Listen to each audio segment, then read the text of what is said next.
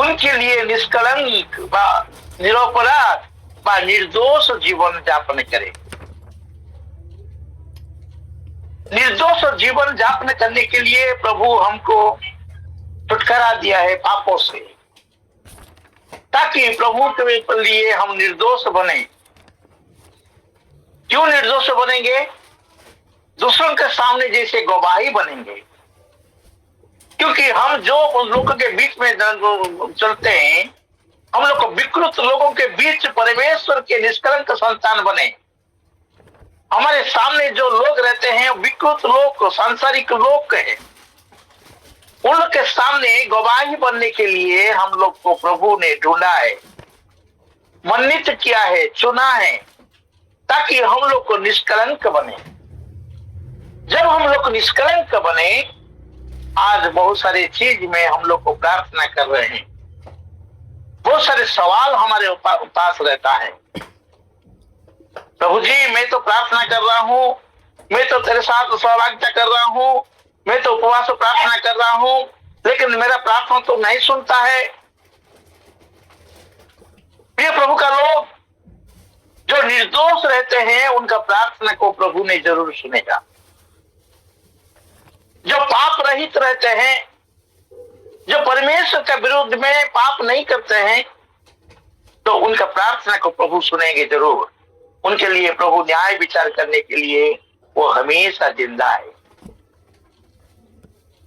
बहुत सारे समय में हमारे प्रार्थना को जवाब नहीं मिलता है, क्योंकि मेरा निर्दोषता के ऊपर में लक्ष्य नहीं करता है। मैं कितना तक प्रभु के लिए निर्दोष है, आज हम लोग देखेंगे। एक निर्दोष के बारे में देखेंगे, प्रभु उनके लिए गवाही देते हैं। वचन को लेकर घूमने वाले ज्यादा है, लेकिन गवाही लेकर घूमने वाला बहुत कम है। हमारे पास बाइबल रहता है, बाइबल लेकर हम घूमते हैं इधर उधर, लेकिन गवाही लेकर नहीं घूमते हैं। मसीह का गवाही मेरे जीवन में होकर, मैं जीवन को मसीह का जीवन होकर जब मैं घूमेगा, मैं जाएगा, मेरे जीवन से बहुत सारे लोग आकर्षित होंगे। बाइबल लेकर घूमने वाले विश्वासी ज्यादा हो गए हैं, लेकिन गवाही लेकर घूमने वाले विश्वासी बहुत कम है। प्रभु का लोग जो प्रभु के लिए निर्दोष है, हम देते हैं। बाइबल में बहुत सारे लोगों के लिए प्रभु गवाही दिए हैं। अब्राहम के लिए प्रभु ने गवाही दिया कि अब्राहम मेरा मित्र।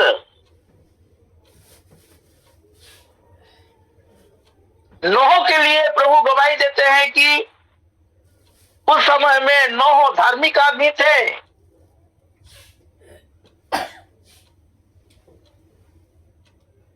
दाऊद के लिए प्रभु गवाही देते हैं कि वो है मेरा मन का लोक है, मेरा हृदय का लोक है।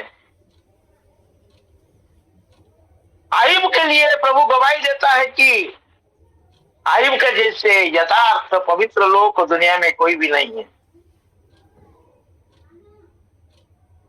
बपतिस्मा देने का यूहन्ना के जीवन में लेकर प्रभु गवाही देते हैं। स्त्री में जो लोग जन्म हुए हैं उन बपतिस्मा देने यूहन्ना का जैसे कोई भी नहीं है। बहुत सारे लोगों के लिए आज हम गवाही प्रभु ने देता है। हालेलुया। मेरे जीवन का गवाही मैं देना नहीं है, मैं कितना बड़ा है, मैं कितना प्रार्थनाशील व्यक्ति है, मैं कितना धार्मिक है, मैं कितना नीतिवान है, मैं कितना, मेरे लिए मैं ही नहीं बोलना है। मेरे लिए प्रभु बोलना है, मेरे लिए दूसरे के ओर से प्रभु देना है। वैसे ही एक आदमी के बारे में आज हम याद करेंगे। प्रभु का दृष्टि में कितना वो निष्कलंक थे। उसका नाम है दानियल।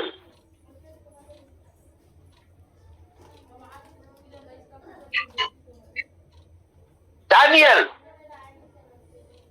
प्रभु का दृष्टि में वो कितना निष्कलंक थे। जब वो प्रभु का दृष्टि में निष्कलंक थे, उनका प्रार्थना को प्रभु कभी भी इनकार नहीं किए हैं। उनके जीवन में मुसीबत आया है, लेकिन मुसीबत से प्रभु उनको नहीं छुड़ा के नहीं रहा है। जो पवित्र जीवन जापन करते हैं, उनके जीवन में समस्या आएगा, मुसीबत आएगा, ताड़ना आएगा, लेकिन सारे चीज से प्रभु उनको उद्धार करेगा।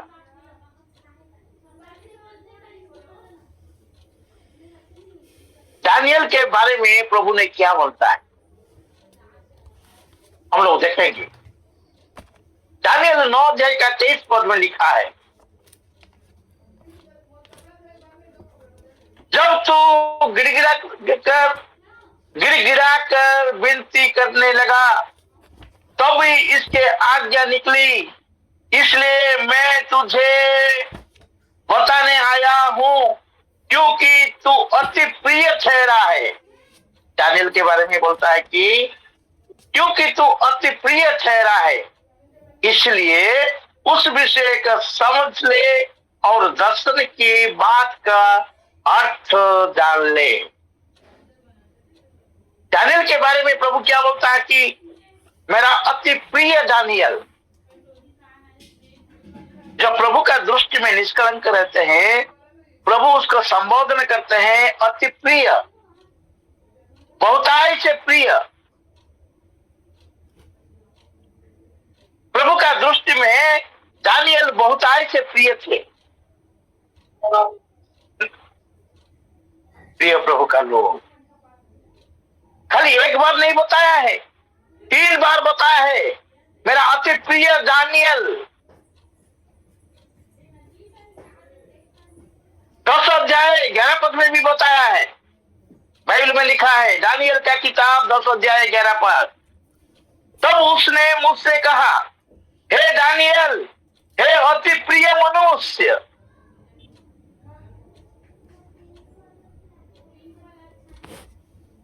हे अति प्रिय मनुष्य। दानियल 9 अध्याय का 23 पद में लिखा है अति प्रिय। 10 अध्याय 11 पद में लिखा है अति प्रिय मनुष्य।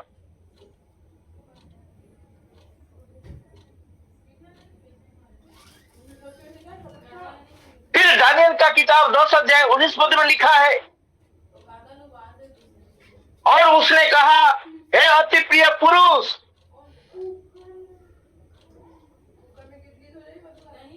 मत कर, तुझे शांति मिले,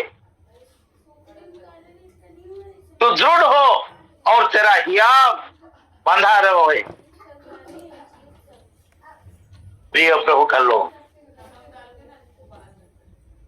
दानियल के बारे में बोलते हैं कि 3 बार, एक बार नहीं है, 2 बार नहीं, 3 बार बोले कि हे मेरा अति प्रिय दानियल, अति प्रिय पुरुष, अति प्रिय मनुष्य। दानियल प्रभु का अति प्रिय होने का कारण क्या है?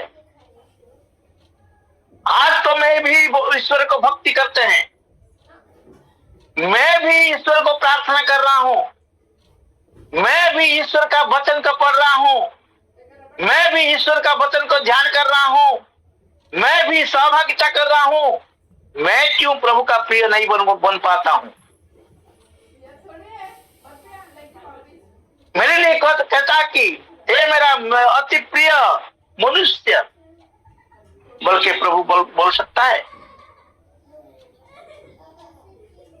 दानियल अति प्रिय होने का कारण क्या है?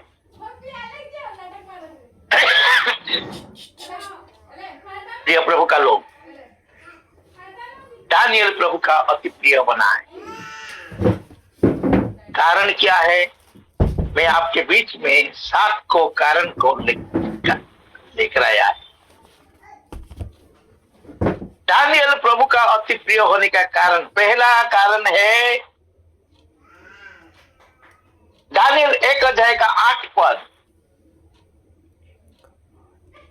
दानियल ईश्वर का अति प्रिय होने का पहला कारण, परंतु दानियल ने अपने मन में ठान लिया कि वो राजा का भजन खाकर और उसका दाक्ष मधु पीकर स्वयं को अपवित्र ना होने देगा। प्रभु के लिए पवित्र जीवन बिताया दानियल।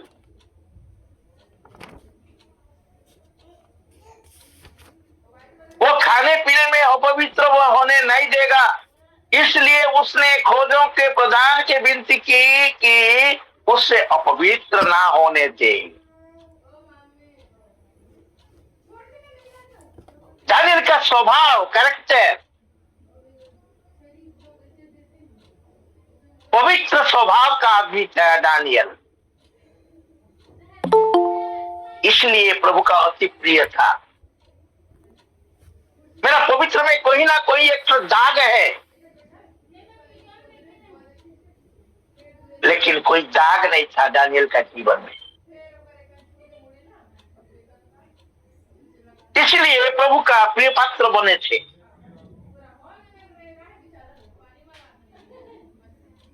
आज विश्वासी लोग हम लोग को प्रार्थना करते हैं,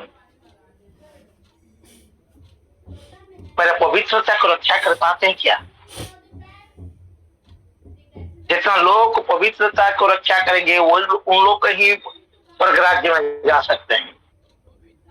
अपवित्र लोगों का स्वर्ग में स्थान नहीं है।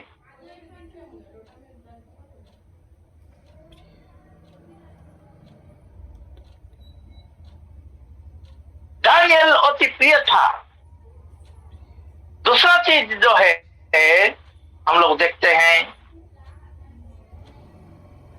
दानियल हर समय ईश्वर का परामर्श को ग्रहण करने तथा उनका ज्ञान के ऊपर नहीं चलता था।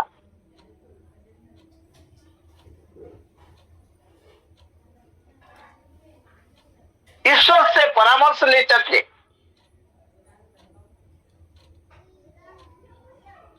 जब राजा स्वप्न देखे हैं, दर्शन देखे हैं, वही दर्शन का अर्थ प्रकाश करने के लिए उनका राज्य में बहुत सारे लोगों को राजा ने पूछे हैं, लेकिन कोई भी जवाब नहीं दे पाए। राजा का विचार है जो मेरा प्रश्न का जवाब नहीं देता है उनको मार डालेगा।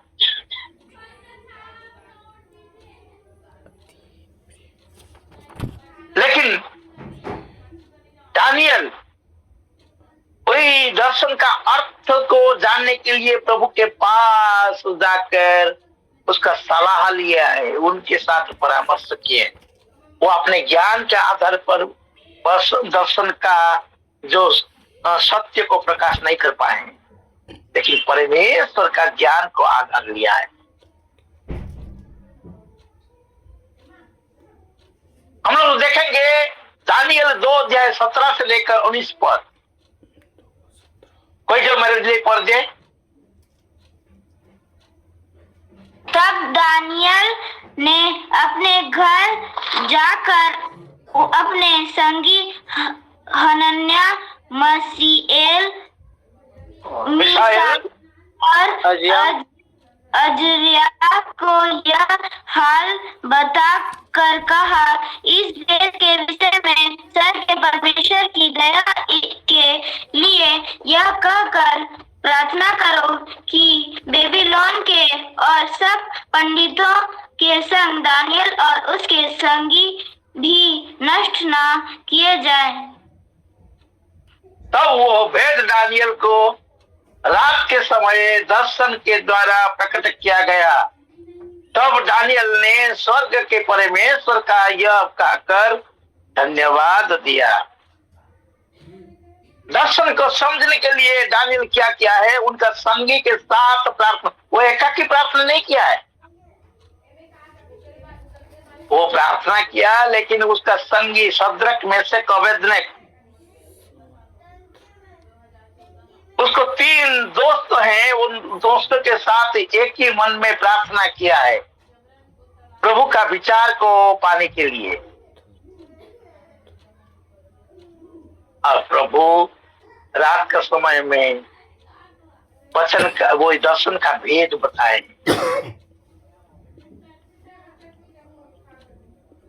इसलिए कोई पंडितों का प्राण को बचाया, वो अपने लोगों को भी बचाया। दानियल अपना दिमाग का सहारा नहीं लिया है, अपना ज्ञान का सहारा नहीं लिया है, परमेश्वर का ज्ञान को ढूंढने लगा, परमेश्वर के साथ परामर्श करने लगा। इसलिए दानियल परमेश्वर का अति प्रिय था।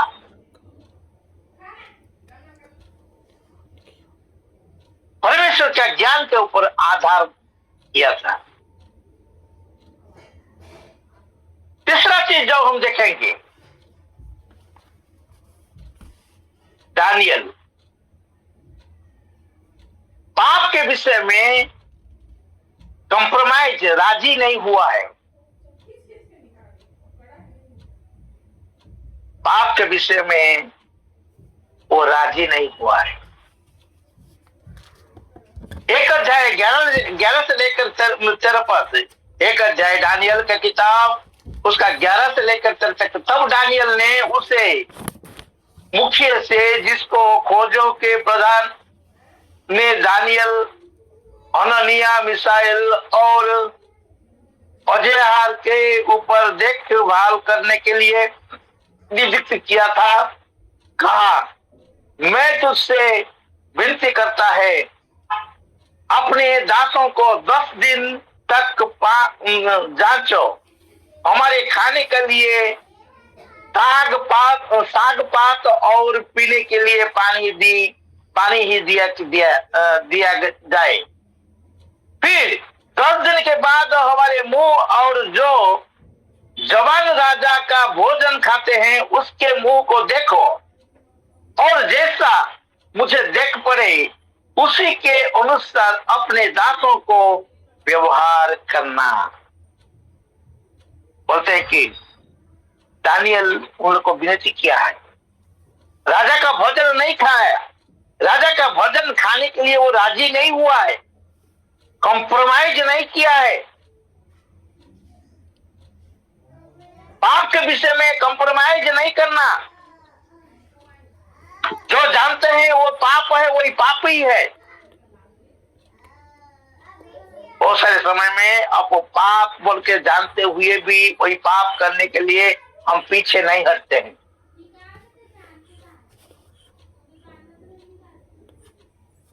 पाप के विषय में कंप्रोमाइज नहीं करना है। झूठ बोलना पाप बोलकर हम जानते हैं, लेकिन बिना झूठ बोलते हुए हम नहीं रहते। अहंकार पाप बोलकर हम जानते हैं, बिना अहंकार में हम नहीं रहते हैं। कपट पाप बोलकर हम जानते हैं, एक दूसरे के साथ कपट में चालते हैं।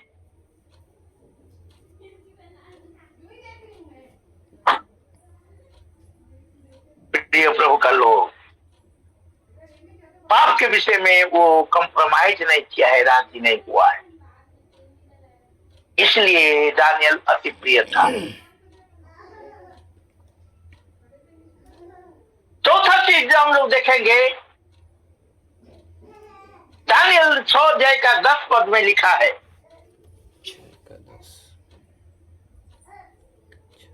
दानियल का साहस, का धैर्य, धीरज, धैर्य, साहस, हिम्मत।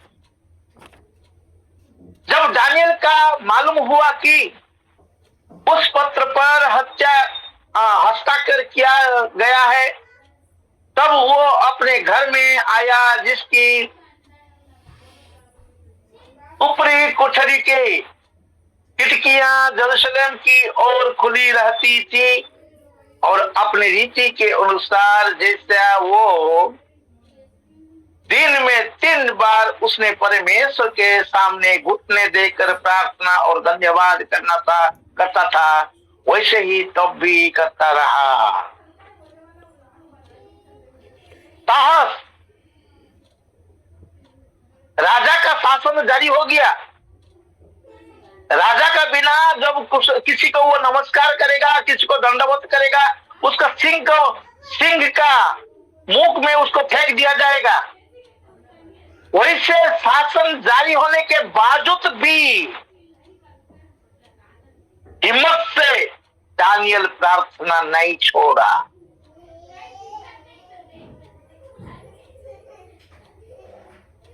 वो जानता है कि मेरा प्रभु महान है,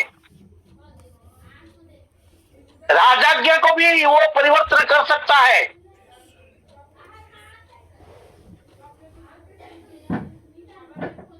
राजा आईन जारी किया, लेकिन राजा का आईन को वो नहीं माना है। अपने परमेश्वर के पास प्रार्थना करने नहीं छोड़ा। उसका हिम्मत था, उसका धैर्य था, उसका साहस था, उसके पास वीरता का आत्मा नहीं था।